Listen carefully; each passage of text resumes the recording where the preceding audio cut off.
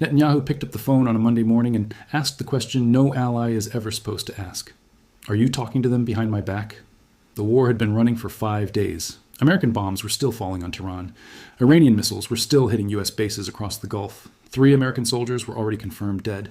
And Israel's prime minister was calling the White House to find out whether his own partner had opened a back channel to the enemy. That phone call happened on March 3rd, 2026, and what it revealed about the Trump-Netanyahu alliance should shock every person watching this conflict. Because the war didn't just split Iran and America, it split the 2 men who started it. Stay with me, because this is the story nobody is connecting in a single frame. Let's go back to where this crack started. February 23rd, 2026. Netanyahu called Trump from the White House Situation Room with a tip. Khamenei and his 40 most senior commanders were set to meet at a single location in Tehran on Saturday morning. All of them in one room at one time. Trump had been leaning towards striking Iran already. But this was different. This was massive. An intelligence opportunity that neither leader wanted to pass up. On Friday at 3:38 p.m. Eastern Time, Trump gave the final order. 11 hours later, bombs fell on Tehran. Khamenei was dead. 40 commanders were dead. Operation Epic Fury had begun. And for approximately 48 hours, the alliance looked unbreakable. Then the math started arriving. 3 American soldiers confirmed dead. 27 U.S. military bases struck by Iranian retaliation.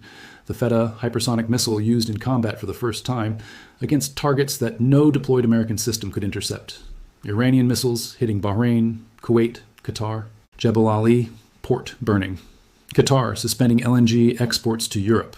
Oil at $95 and climbing toward $120 with nothing stopping it, and only 1 in 4 Americans saying they support the strikes.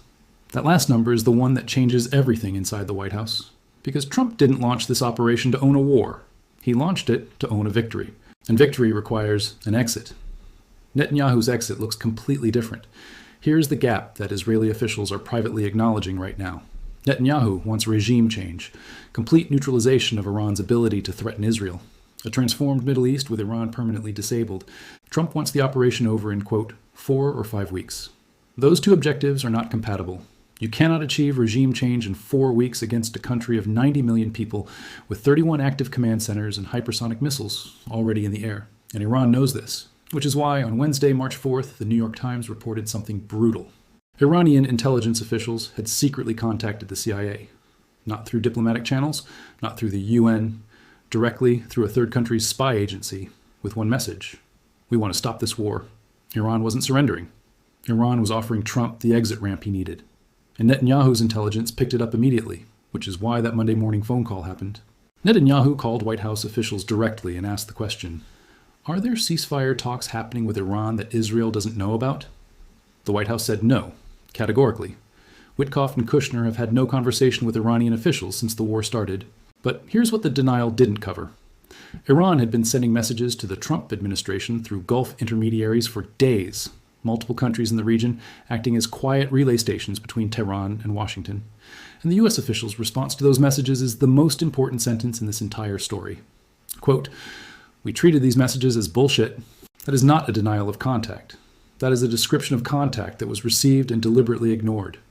There is a difference. And Netanyahu knows exactly what that difference means. Because ignoring a message is not the same as rejecting it permanently. Ignoring a message means keeping the door open without walking through it yet. And Trump confirmed it himself in an interview published while Iranian missiles were still landing in Bahrain. Quote, they want to talk, and I have agreed to talk. I cannot tell you when. A president who launched the largest American military operation in 23 years was already agreeing to negotiate with the government he was actively bombing. On a timeline he could not specify. For terms he had not defined. Through channels that did not yet officially exist. That is not victory language. That is exit ramp language. And Netanyahu heard it the same way every strategic analyst heard it. As the beginning of the end of the operation before Israel's objectives are achieved. Now let's talk about what Netanyahu's objectives actually are, because this is where the alliance fractures at the foundation. Israeli officials have stated it clearly. The goal is the permanent neutralization of Iran's nuclear and ballistic missile capabilities. Not a ceasefire, not a framework agreement, not sanctions relief in exchange for enrichment limits, permanent destruction of the infrastructure that makes Iran a regional military power. That objective requires weeks of continued strikes at minimum, possibly months. It requires targeting underground facilities that have survived the first wave. It requires destroying production capacity dispersed across a country the size of Alaska. And it requires accepting the Iranian retaliation that comes with every additional strike. Trump's domestic situation makes all of that politically impossible. 90% of the American public wants this war to stop, according to polling cited in transcript analysis. 3 soldiers are dead with no congressional authorization for the use of military force. The operation was launched on intelligence that Trump's own officials told Reuters was unsupported, and it started while Iran was in active diplomatic negotiations with American envoys. Every day this continues adds to a political liability that Trump cannot afford heading into midterm territory, which is why the back channel matters so much. Iran's offer through Gulf intermediaries wasn't random. It was precisely calibrated to give Trump what he needs politically, an off-ramp framed as Iranian capitulation, a deal that Trump can describe as victory, a ceasefire that Netanyahu cannot publicly oppose without appearing to obstruct peace. This is diplomatic jiu-jitsu at the highest level. Iran is using America's need for an exit against Israel's need for continuation. And it is working, because on March 8th, Trump said something that should have made every headline on earth. When asked when the war ends, Trump said it will be a mutual decision with Netanyahu. A little bit. Those 2 words, a little bit, are the most significant qualification in this entire conflict. Mutual, a little bit, means Trump makes the call. Netanyahu has input. But the man who decides when Operation Epic Fury ends is sitting in Washington, not Jerusalem, and Israeli officials know it. An Israeli official told reporters directly, ultimately, it will be Trump who decides when the war ends. That acknowledgement from inside Netanyahu's own orbit tells you everything about the current state of the alliance. Netanyahu pushed for an accelerated timeline. He convinced Trump this was a now or never moment. The original plan called for strikes in late March or early April. Netanyahu pushed it forward. The White House found itself justifying the war after the bombs had already fallen instead of building public support before them. An official admitted directly, "We didn't make the case in advance as well as we could have because the opportunity came on us so fast."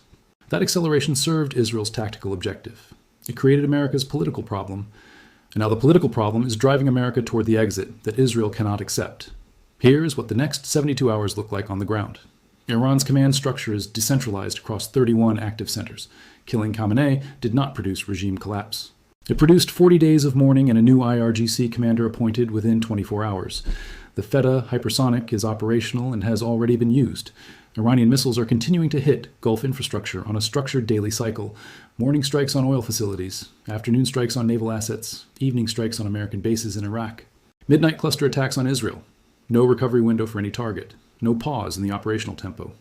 Meanwhile, Qatar's LNG exports are suspended. Europe is facing simultaneous loss of Russian gas and Gulf gas for the first time since the post-war era. Iraq's oil storage has approximately 6 days of remaining capacity. When that storage hits capacity, production stops. Not slows, stops. And the day Gulf oil production stops, the oil price doesn't rise gradually. It spikes vertically. $150 per barrel is now discussed as base case, not extreme scenario.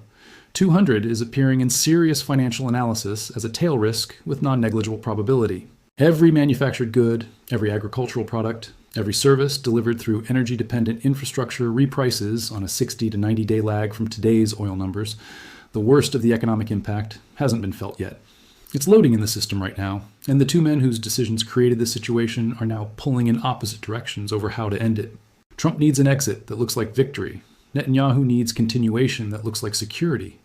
Iran is offering Trump exactly what he needs. And Netanyahu is watching the back channel the same way he watched Oman in February, with the knowledge that if a deal gets far enough, he cannot stop it. Because the man who decides when this war ends is in Washington. And he said so himself. Mutual? A little bit. The war started with a phone call about 40 commanders in one room. It may end with a phone call through a Gulf intermediary that Netanyahu's intelligence intercepts and cannot prevent.